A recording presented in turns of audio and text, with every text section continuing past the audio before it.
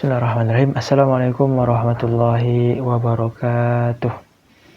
Halo teman-teman semuanya. Pada kesempatan kali ini saya akan mencoba melanjutkan pembahasan materi pada materi sebelumnya, yaitu mengenai bentuk-bentuk komunikasi Islam. Dan sekarang saya akan mencoba membahas materi tentang etika komunikasi Islam dalam berbagai aspek kehidupan. Nah, jadi teman-teman, etika komunikasi dalam Islam merupakan bagian yang tidak terpisahkan dari ajaran agama. Nah, Islam sendiri memandang komunikasi sebagai fitrah manusia sekaligus sarana penting dalam menyampaikan nilai-nilai kebaikan.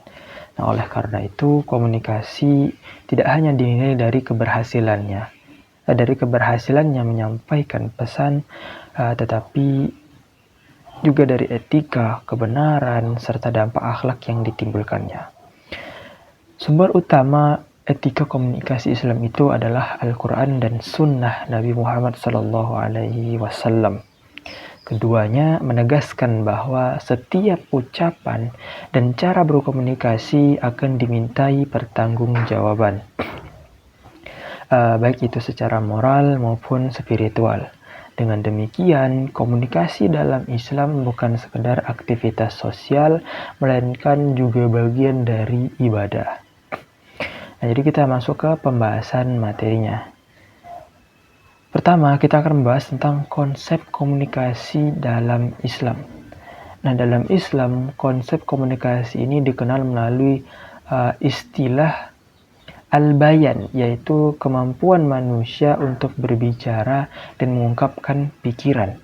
Nah, selain itu terdapat pula istilah al-qaul yang merujuk pada ucapan atau perkataan yang harus dijaga agar sesuai dengan perintah Allah Subhanahu wa taala.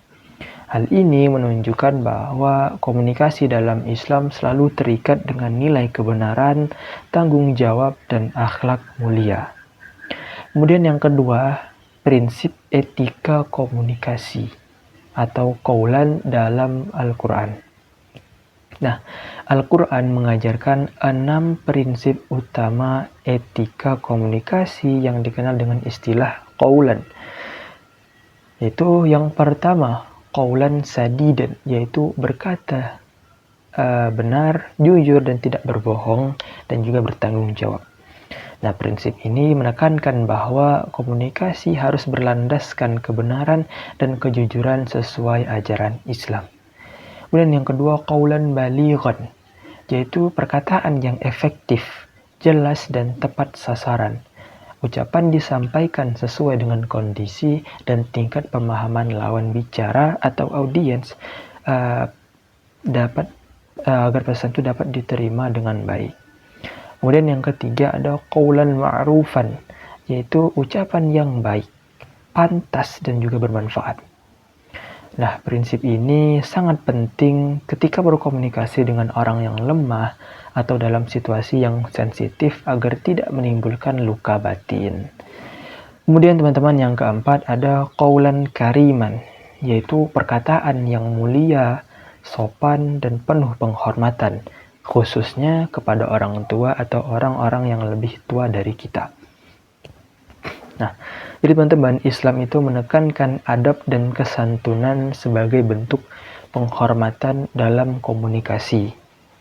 Nah, kemudian yang kelima ada qaulan layyinan, yaitu berbicara dengan lemah lembut, tidak kasar, dan tidak meninggikan suara. Komunikasi yang lembut lebih mudah menyentuh hati dan menghindari konflik. Dan yang keenam ada qaulan maisuran, yaitu perkataan yang mudah, sederhana, dan tidak menyulitkan. Nah, jadi dari prinsip qaulan maisuran ini harus diterapkan. Prinsip ini terutama diterapkan ketika harus menolak permintaan orang lain, agar penolakan tersebut tuh tidak melukai perasaannya, begitu teman-teman. Nah, jadi dari penjelasan di atas tadi dapat disimpulkan bahwa etika komunikasi dalam Islam itu sangat menekankan keseimbangan antara kebenaran pesan dan cara penyampaiannya. Nah, dari 6 prinsip qaulan tadi itu adalah menjadi pedoman bagi umat Islam agar apa? Agar komunikasi tidak hanya efektif tetapi juga bermartabat dan berakhlak mulia. Dengan menerapkan prinsip-prinsip tersebut, kita komunikasi tidak lagi bersifat netral atau bebas nilai, melainkan menjadi sarana untuk menegakkan kebaikan dan juga menjaga keharmonisan sosial. Sebagai penutup, melalui etika komunikasi yang bersumber dari Al-Quran dan Sunnah, Islam mengajarkan umatnya untuk menjaga lisan, membangun hubungan sosial yang harmonis, serta menjadikan komunikasi sebagai bagian dari ibadah kepada Allah Subhanahu wa Ta'ala. Komunikasi yang sesuai dengan ajaran Islam ini akan membawa manfaat, kedamaian, dan nilai kebaikan, entah itu dalam hubungan antar manusia, hubungan dengan Allah maupun dengan lingkungannya sekitar. Baik teman-teman, demikianlah hasil pembahasan dari materi saya mengenai etika komunikasi Islam dalam berbagai aspek kehidupan. Saya mohon maaf bila ada kesalahan kata dalam penyampaian ini.